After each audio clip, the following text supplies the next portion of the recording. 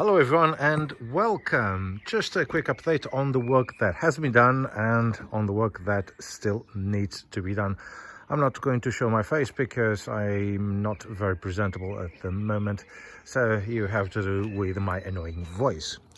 So I have been quite busy for the last couple of days trying to tune up these carburetors, and I haven't been very successful.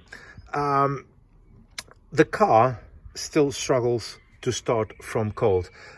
These carburetors apparently are a little bit tricky to set up right, but at least the car, when it starts from hot, it starts very nicely and idles at just above 1000 RPM.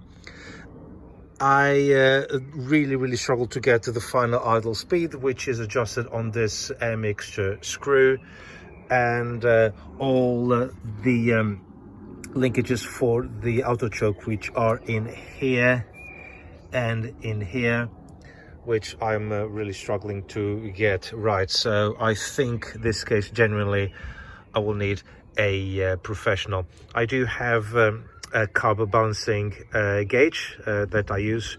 It is fairly even on both of them, and then once the engine is warm, they actually it does sound all right. There's no misfire. I got the timing right. The timing chain tensioner has been renewed. It's not a new one. It is a second-hand unit in good condition. It is not as noisy as before. It is much better than before, but there's still a little bit of noise. Maybe it just needs a couple more of oil cycles in order to bleed properly.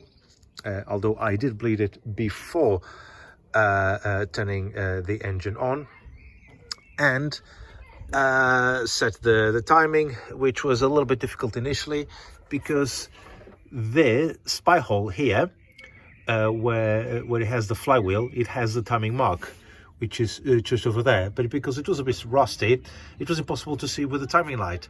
So I've scraped with a screwdriver, marked it with green pen, and then it was much easier to notice. Another issue that I found in this car is in here. There is a micro fissure or a crack in here, possibly because I filled up the radiator a little bit more than usual, and then there was very thin amount of water coming out, extremely thin, like a pinhole that is in here. It's impossible to see, but then once the water level was fine, there was no water coming out of it at all, but I still needed to do a coolant flush completely and make sure that everything is nice and clean. It also has a new paper filter element, and look at this, proper old-fashioned. I'm not going to get it out of it like that. Damn it. Oh, there you go. Look at that, proper old school. Looks like something I've done at school back when I was a child. That's interesting. Okay, it is actually a frame unit. I have the box somewhere. I think it's gone in the bin anyway, but it doesn't matter.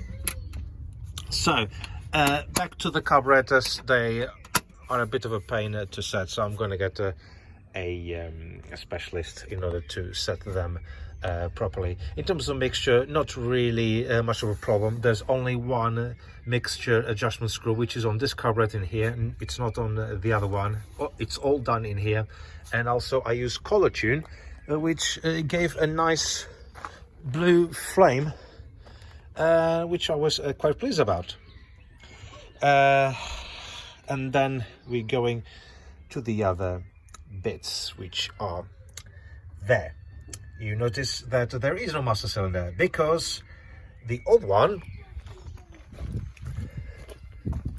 is here.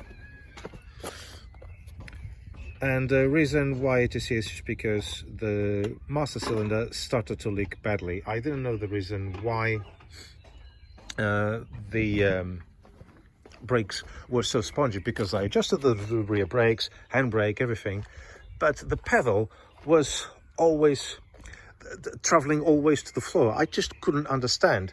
I blared the brakes also in the right sequence, because each brake caliper at the front has 3 nipples, so they have to be done a certain sequence. It wasn't working. And then I noticed there was a little bit of oil coming out of there. And apologies for the crane kit. And I thought, oh God. And so, but not a problem, because I can see in here there is a brand new master cylinder. It is a new old stock part that thankfully was given by my friend Rui, the same bloke that sold me this car 20 years ago and found it last year. He said, oh, I also got a brake master cylinder for you, which is very handy. And I have this one. I think it's just the attachment to the brake pedal. Have it circuit in BDX. What else? Because I just can't get it out. There you go. So just sitting there nicely. Then I just remove this, which is like a heat shield, because it sits right near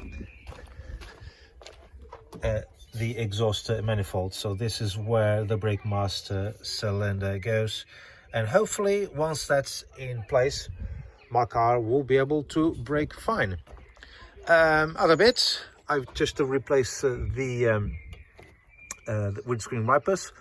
I had to remove the plastic hooks and then you reuse the metal pins that attach on to the wiper arms. It's a shame that these are black. I wish I could find some chrome ones, because these are stainless steel. It will make a nice set if they were all in chrome. I've also fixed all the lights, basically just to replace the 2 broken bulbs, but the alignment of the lights is totally to the right hand side. When this car was in Portugal, they never changed the lenses for driving on the right. They always had the lenses for driving on the left. So in order to compensate, they just pushed the bin all to the right, and this still needs adjustment. So all the lights are working, and also a new windscreen washer. There you go. Finally, now the windscreen can get nice and clean. And now I'm going to shut this, because it is time for, whoops, oh, what have I done now? What's in the way? More tools in the way? No, because it has happened before. There you go. Okay. Apart from setting up the carburetors, which, to be honest, I'm not really going to bother. I'm going to leave the set of the automatic choke, which I absolutely hate. And the brake master cylinder, the car is ready to go. I hope to get it pop on the road in the next few days, and I will keep you posted. So thank you very much for watching, and I'll see you next time. Bye bye.